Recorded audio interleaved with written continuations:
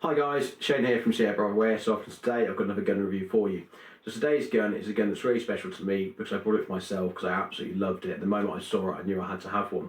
So the gun in question is a GHK URGI, which stands for Upper Receiver Group Improved, and it's currently the new US Special Forces rifle. So this is something they've just taken up, and guys, they make these for them. So these are pretty much a brand new rifle within the real steel world as well, and they're really cool. I just absolutely love the look of these. So you've got on this GHK copy Geisley trades on this, and you've also got again the Geisley style rear charging lever here that you see on the real one. So very similar design, and they've made a really good job of copying this and again sort of imitating that real steel version of this gun. Being a gas blowback, you've got things like the bolt there, which obviously cycles back and forward when you pull the trigger, obviously chambering you round and firing down the barrel each time you pull the trigger. It's just got a lot of recoil, more so than I think almost any other airsoft gun that isn't a GBBR. And at the moment it's not quite set up as I'd want it to be. There's still plenty of things I'll be adding to this as time goes forward, so I kind of debated if I'd do this review now or do it later, but I thought, well, I've got a bit of time on my hands.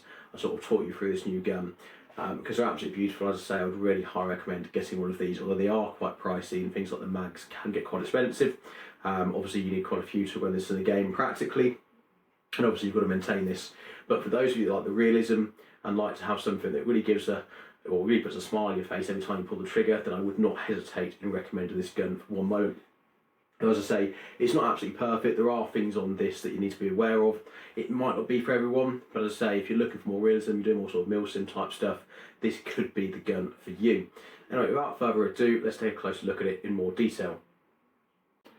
So I've got the gun laid down here, and I just thought I'd sort of talk you through what you get out of the box and kind of how it performs and just a few things I found with this gun.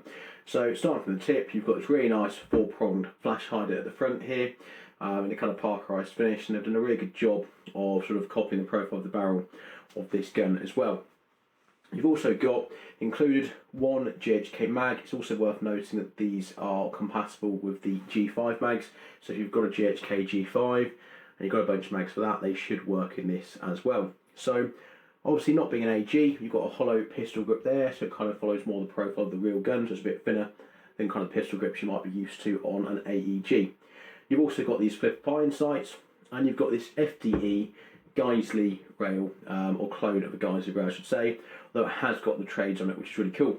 Now, one of the things to note about this gun is when you get it set up and you're deciding what BB weight to use, I would probably choose a BB weight that you're going to use this gun and just stick to it, simply because you've got a hop-up unit actually located under this rail. So to adjust the hop, you've got to undo these two Torx bolts here, and you also got to loosen off the grub screws either side of the rail. So it's a bit of a pain to act as the hop, but it is a nice firm hop that holds its setting really well. So once it's set, it should work pretty well and pretty reliably, although I do plan in the future to upgrade it to a maple leaf hop, but for the time being it kind of works well enough, but it's not probably as good as it could be with an upgraded hop unit. Now you've got a rail on top and just the top at the moment, so it's only a big tiny rail you get with this out of the box, although you have got this rail here which takes the M-lock style of attachments to attach whatever it is you want to attach on there. So at the moment I've kept it pretty simple. I've just got a red dot. Now I'm not particularly sold on it necessarily being this red dot, but it's the only one I could find at the moment that holds 0. Obviously being GBBR, you do get quite a bit more recoil than almost any other gun that you'd find in the airsoft world that isn't a gas blowback gun itself. So one of the things I struggled with was getting a optic that held it 0 with that in mind, because most stuff I have is the airsoft clone stuff as opposed to the sort of genuine or more expensive optic copies. So I would just say, when you're choosing optic for this, do a little research and buy a quality one the first time. So you've got obviously an open bolt here that cycles back every single time that you pull the trigger, and you can actually break this gun down pretty easy and clean that bolt, take it apart, and it's really simple. So you've got to take out these two pins here, and the upper and lower receiver separates.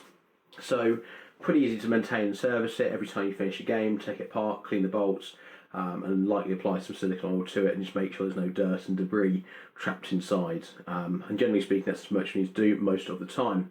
Other things to know about this gun, it's got a fair bit of weight to it, but it's made of proper metal as opposed to cheap Chinese stuff, and you've got some decent steel internals on some of the parts there as well. But overall, great gun. There's a few things I'll do differently to it, so I'm going to add on the front here, it's hopefully arriving tomorrow, a GMP D-Bow A2. So that'd be really cool. You've got IR laser with that, a visible laser, and also an IR illuminator alongside a torch as well. So quite a cool bit of kit.